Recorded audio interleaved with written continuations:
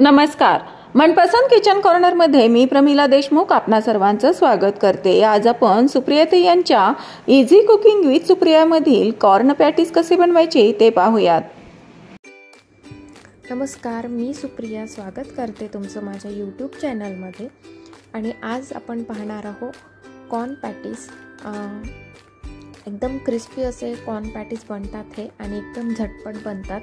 तर याची रेसिपी काय आहे हे मी तुम्हाला नक्की दाखवणार आहे. पण त्याआधी जे चॅनलवर नवीन असतील त्यांनी प्लीज सबस्क्राईब करा आणि व्हिडिओला लाईक करत चला.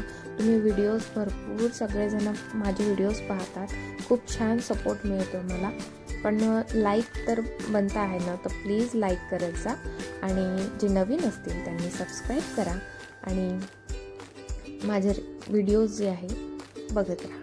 चला तर मग इथे मी सुरुवात करते. तर इथे मी कॉर्न म्हणजे मकाचं कणीस आणलं होतं आणि ताजं एकदम. तर त्याचे मी दाणे काढून टाकलेले आहे. या प्रकारे दाणे काढून टाकले आणि मिक्सरमधून थोडं असं क्रश करायचं आहे त्याला. अख्खे दाणे नाही ठेवायचे, नाही तर आपले जे पॅटीस आहे ते बनणार नाही. त्यामुळे थोडं मिक्सरमधून त्याला क्रश करून घ्यायचे. त्यानंतर इथे घेतलेलं आहे मी चण्याच्या डाळीचं पीठ.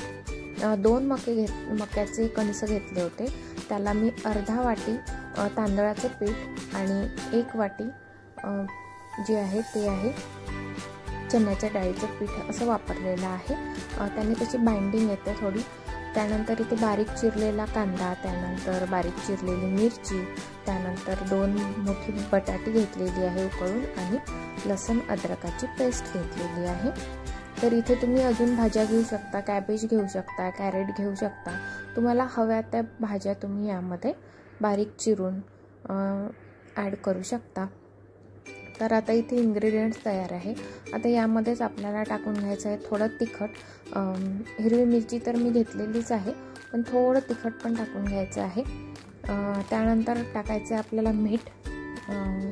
सगळ्या साहित्याच्या नुसार तुम्हाला मीठ पण टाकायचं आहे. इथे सगळं आपलं आता इन्ग्रेडियंट्स तयार आहे. इथे मी स्मॅश करून घेतलेले आहे बटाटे आपले उकडलेले, त्यानंतर मिरची बारीक चिरलेली, कांदा, लसूण अद्रकाची पेस्ट, तिखट, मीठ, त्यानंतर तांदळाचं पीठ, चण्याच्या डाळीचं पीठ आणि मिक्सरमधून क्रश केलेले आहे कॉर्नचे दाणे.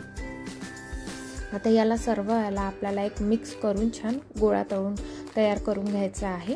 आणि कोथिंबीर टाकली तुम्ही या स्टेजला तरीही चालेल. माझ्याकडे कोथिंबीर अवेलेबल नव्हती त्यामुळे मी इथे स्किप केलेली आहे. तर इथे कोथिंबीर पण तुम्ही बारीक चिरून टाकू शकता. आता मी छान गोळा मळून घेते आणि इथे बिलकुल पाण्याचं अंशही टाकायचं नाही आहे. पाणी बिलकुल टाकायचं नाही. यांनी छान बाइंड करून घ्यायचं आहे आपल्याला. त्यानंतर इथे जे कॉर्न असतात त्याचं पाणी पण सुटतं त्याला. आता इथे मी टाकून घेतलेला आहे थोडा चाट मसाला. त्यानंतर जे आपलं जिरं असतं, जिऱ्याची पूड टाकून घेतलेली आहे आणि थोडं टाकलेलं आहे आपलं ब्लॅक सॉल्ट. त्याने छान चव येते. आणि याला पुन्हा एकदा मिक्स करून घेते.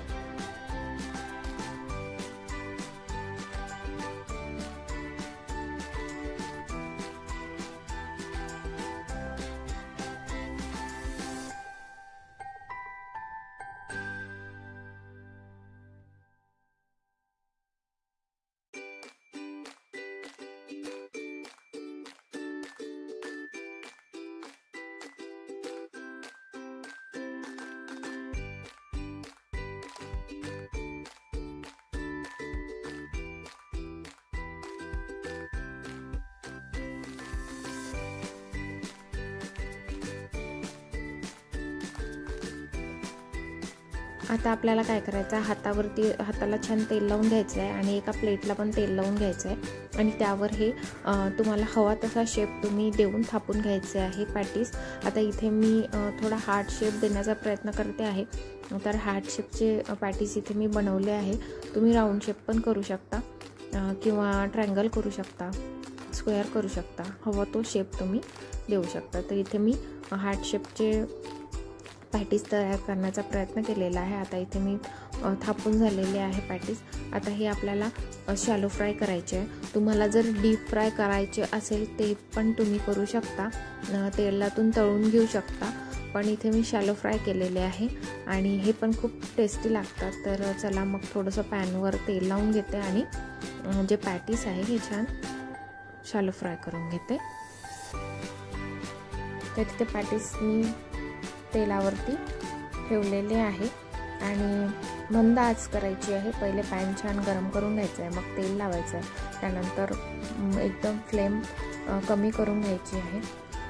त्यानंतर पॅटीस टाकायची आहे हळू आणि एक साईडनी झाले की लगेच परतवून दुसऱ्या साईडने आपल्याला ते छान भाजून घ्यायचे आहे.